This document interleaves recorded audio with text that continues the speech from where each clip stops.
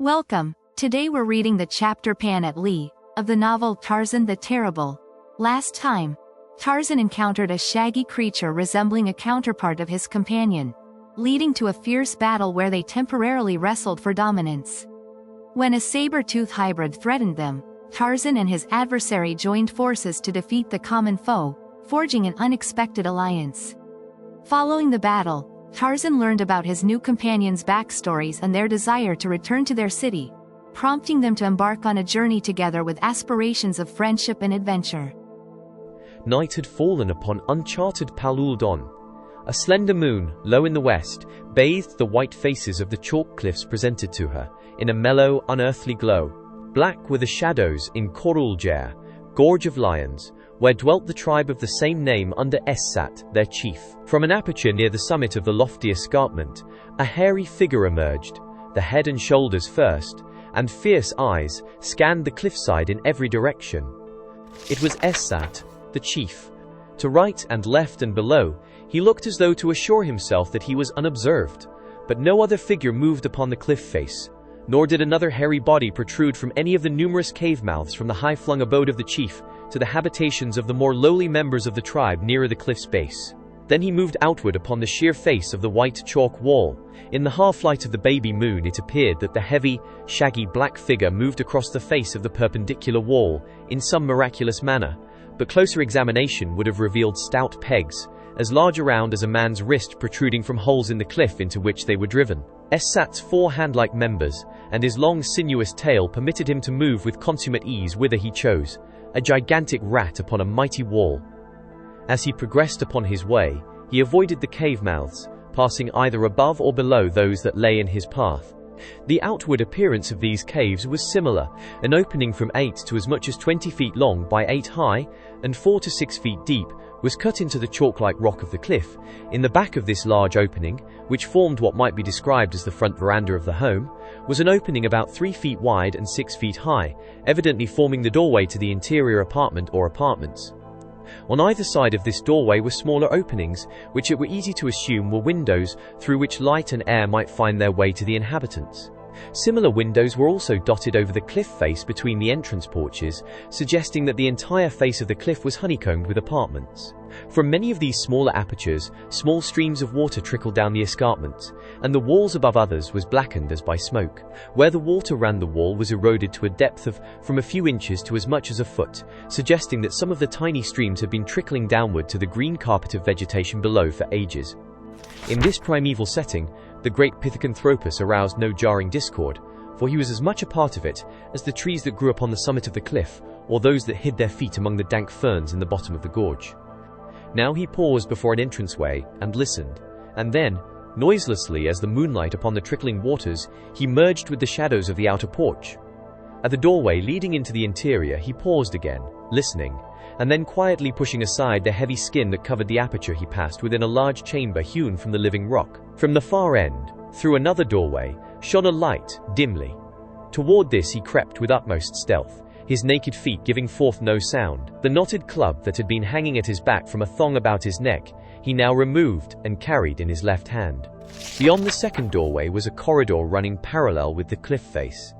In this corridor were 3 more doorways, one at each end, and a third almost opposite that in which Essat stood. The light was coming from an apartment at the end of the corridor at his left. A sputtering flame rose and fell in a small stone receptacle that stood upon a table or bench of the same material, a monolithic bench fashioned at the time the room was excavated, rising massively from the floor of which it was a part. In one corner of the room beyond the table had been left a dais of stone about 4 feet wide and 8 feet long. Upon this were piled a foot or so of softly tanned pelts, from which the fur had not been removed. Upon the edge of this dais sat a young female Wasdon. In one hand she held a thin piece of metal, apparently of hammered gold, with serrated edges, and in the other a short stiff brush. With these she was occupied in going over her smooth, glossy coat, which bore a remarkable resemblance to plucked sealskin. Her loin-cloth of yellow and black striped Jato skin lay on the couch beside her, with the circular breastplates of beaten gold, revealing the symmetrical lines of her nude figure in all its beauty and harmony of contour, For even though the creature was jet black and entirely covered with hair, yet she was undeniably beautiful. That she was beautiful in the eyes of Essat, the chief, was evidenced by the gloating expression upon his fierce countenance and the increased rapidity of his breathing. Moving quickly forward, he entered the room, and as he did so, the young she looked up. Instantly her eyes filled with terror, and as quickly she seized the loincloth, and with a few deft movements adjusted it about her. As she gathered up her breastplates, Essat rounded the table and moved quickly toward her. "What do you want?" she whispered, though she knew full well. "Panatli," he said, "your chief has come for you. It was for this that you sent away my father and my brothers to spy upon the Korul Ul. I will not have you. Leave the cave of my ancestors." Essat smiled. It was the smile of a strong and wicked man who knows his power. Not a pleasant smile at all. "I will leave, Panatli," he said, "but you shall go with me, to the cave of Essat, the chief, to be the envied of the Shis of Korul Jar." "Come." "Never!" cried Panatli. "I hate you. Sooner would I mate with a Hodon than with you, beater of women, murderer of babes." A frightful scowl distorted the features of the chief. "Shi Jato!" he cried. "I will tame you. I will break you." Essat, the chief, takes what he will, and who dares question his right or combat his least purpose will first serve that purpose and then be broken as I break this. And he picked a stone platter from the table and broke it in his powerful hands. "You might have been first and most favored in the cave of the ancestors of Essat, but now shall you be last and least, and when I am done with you, you shall belong to all of the men of Essat's cave.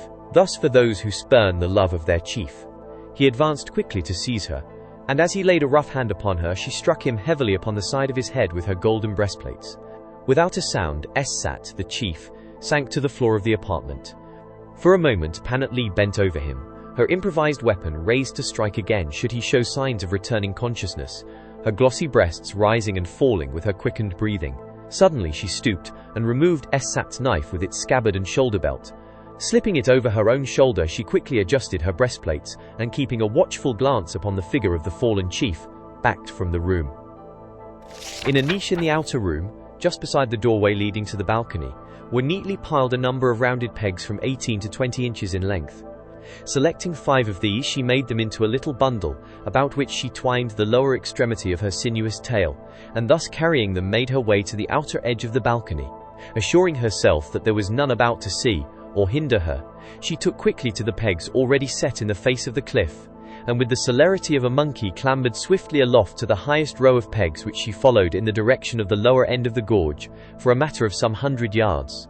Here, above her head, were a series of small round holes placed one above another in 3 parallel rows. Clinging only with her toes, she removed 2 of the pegs from the bundle carried in her tail, and taking one in either hand, she inserted them in 2 opposite holes of the outer rows, as far above her as she could reach. Hanging by these new holds, she now took one of the 3 remaining pegs in each of her feet, leaving the 5th grasped securely in her tail. Reaching above her with this member, she inserted the 5th peg in one of the holes of the center row, and then, alternately hanging by her tail, her feet, or her hands, she moved the pegs upward to new holes, thus carrying her stairway with her as she ascended. At the summit of the cliff, a gnarled tree exposed its time-worn roots above the topmost holes, forming the last step from the sheer face of the precipice to level footing. This was the last avenue of escape for members of the tribe hard-pressed by enemies from below. There were 3 such emergency exits from the village, and it were death to use them in other than an emergency. This Panatli well knew, but she knew too, that it were worse than death to remain where the angered Essat might lay hands upon her. When she had gained the summit, the girl moved quickly through the darkness in the direction of the next gorge, which cut the mountainside a mile beyond Korul Jar. It was the Gorge of Water, Korul Ul, to which her father and 2 brothers had been sent by Essat, ostensibly to spy upon the neighboring tribe. There was a chance, a slender chance, that she might find them. If not, there was the deserted coral griff several miles beyond, where she might hide indefinitely from man if she could elude the frightful monster from which the gorge derived its name, and whose presence there had rendered its caves uninhabitable for generations. Panatli crept stealthily along the rim of the Korul Ul, just where her father and brothers would watch she did not know. Sometimes their spies remained upon the rim, sometimes they watched from the gorge's bottom. Panatli was at a loss to know what to do or where to go. She felt very small and helpless alone in the vast darkness of the night.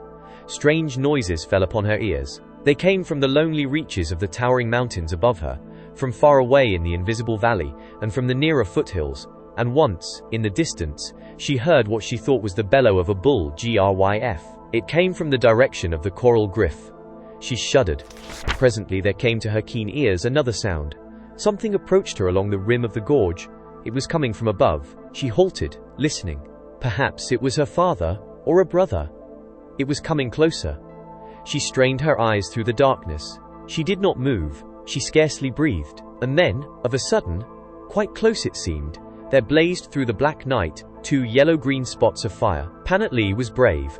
But as always with the primitive, the darkness held infinite terrors for her. Not alone the terrors of the known, but more frightful ones as well, those of the unknown. She had passed through much this night, and her nerves were keyed to the highest pitch raw. Taut nerves they were, ready to react in an exaggerated form to the slightest shock.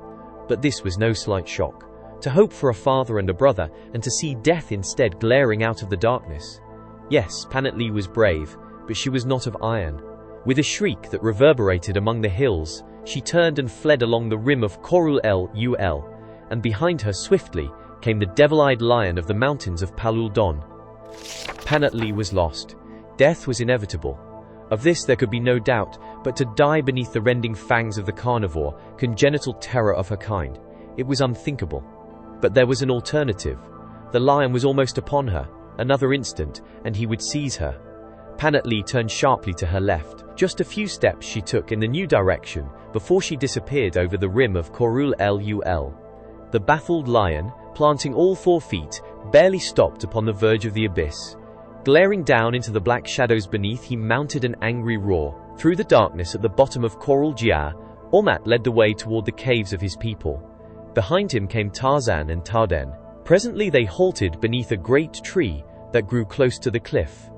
"First," whispered Ormat, "I will go to the cave of Panatlee. Then will I seek the cave of my ancestors to have speech with my own blood. It will not take long. Wait here. I shall return soon. Afterward shall we go together to Tadaden's people." He moved silently toward the foot of the cliff up which Tarzan could presently see him ascending like a great fly on a wall. In the dim light the ape-man could not see the pegs set in the face of the cliff. Ormat moved warily.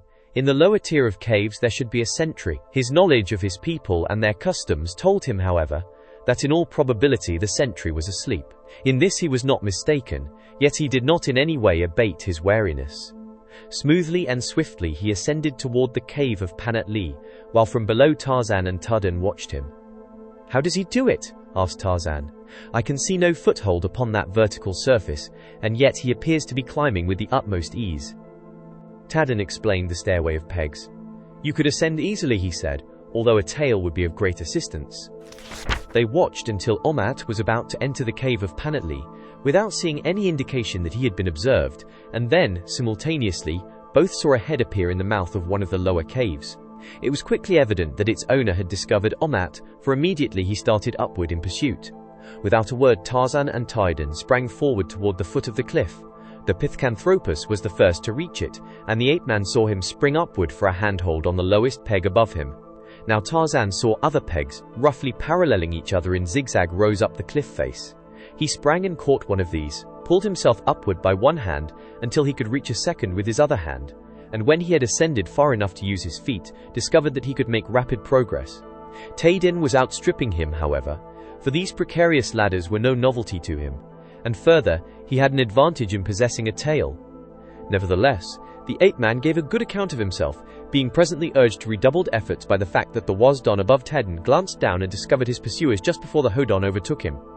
Instantly a wild cry shattered the silence of the gorge, a cry that was immediately answered by hundreds of savage throats as warrior after warrior emerged from the entrance to his cave. The creature who had raised the alarm had now reached the recess before Panatlee's cave, and here he halted and turned to give battle to Taden. Unslinging his club, which had hung down his back from a thong about his neck, he stood upon the level floor of the entranceway, effectually blocking Taden's ascent. From all directions the warriors of Corul were swarming toward the interlopers. Tarzan, who had reached a point on the same level with Taden but a little to the latter's left, saw that nothing short of a miracle could save them. Just at the ape-man's left was the entrance to a cave that either was deserted or whose occupants had not as yet been aroused, for the level recess remained unoccupied. Resourceful was the alert mind of Tarzan of the Apes, and quick to respond with trained muscles. In the time that you or I might give to debating an action, he would accomplish it. And now, though only seconds separated his nearest antagonist from him, in the brief span of time at his disposal, he had stepped into the recess, unslung his long rope, and leaning far out shot the sinuous noose, with the precision of long habitude, toward the menacing figure wielding its heavy club above Tarzan. There was a momentary pause of the rope hand as the noose sped toward its goal, a quick movement of the right wrist that closed it upon its victim as it settled over his head, and then a surging tug as, seizing the rope in both hands, Tarzan threw back upon it all the weight of his great frame. Voicing a terrified shriek, the Wasdon lunged headforemost from the recess above Tarzan. Tarzan braced himself for the coming shock, when the creature's body should have fallen the full length of the rope, and as it did, there was a snap of the vertebrae that rose sickeningly in the momentary silence that had followed the doomed man's departing scream. Unshaken by the stress of the suddenly arrested weight at the end of the rope, Tarzan quickly pulled the body to his side, that he might remove the noose from about its neck, for he could not afford to lose so priceless a weapon. During the several seconds that had elapsed since he cast the rope, the Wasdon warriors had remained inert, as though paralyzed by wonder or by terror. Now, again, one of them found his voice and his head, and straightway, shrieking invectives at the strange intruder, started upward for the ape-man, urging his fellows to attack. This man was the closest to Tarzan, but for him the ape-man could easily have reached Taden's side, as the latter was urging him to do. Tarzan raised the body of the dead Wasdon above his head, held it poised there for a moment as with face raised to the heavens, he screamed forth the horrid challenge of the bull-apes of the tribe of Kerchak, and with all the strength of his giant sinews he hurled the corpse heavily upon the ascending warrior. So great was the force of the impact that not only was the Wasdon torn from his hold, but two of the pegs to which he clung were broken short in their sockets. As the two bodies, the living and the dead, hurtled downward toward the foot of the cliff, a great cry arose from the Wasdon. "Jadgurudon! Jadgurudon!" they screamed, and then, "Kill him! Kill him!" And now Tarzan stood in the recess beside Taden. "Jadgurudon," repeated the latter, smiling. "The terrible man! Tarzan the terrible! They may kill you, but they will never forget you. They shall not kill. What have we here?" Tarzan's statement as to what they should not do was interrupted by a sudden ejaculation as two figures, locked in death-like embrace, stumbled through the doorway of the cave to the outer porch. One was Omat, the other, a creature of his own kind but with a rough coat, the hairs of which seemed to grow straight outward from the skin, stiffly, unlike Omat's sleek covering. The two were quite evidently well matched, and equally evident was the fact that each was bent upon murder. They fought almost in silence, except for an occasional low growl, as one or the other acknowledged thus some new hurt. Tarzan, following a natural impulse to aid his ally, leaped forward to enter the dispute only to be checked by a grunted admonition from Omat. "Back," he said. "This fight is mine, alone." The ape-man understood and stepped aside.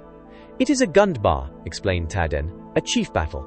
This fellow must be Esat, the chief. If Omat kills him without assistance, Omat may become chief." Tarzan smiled.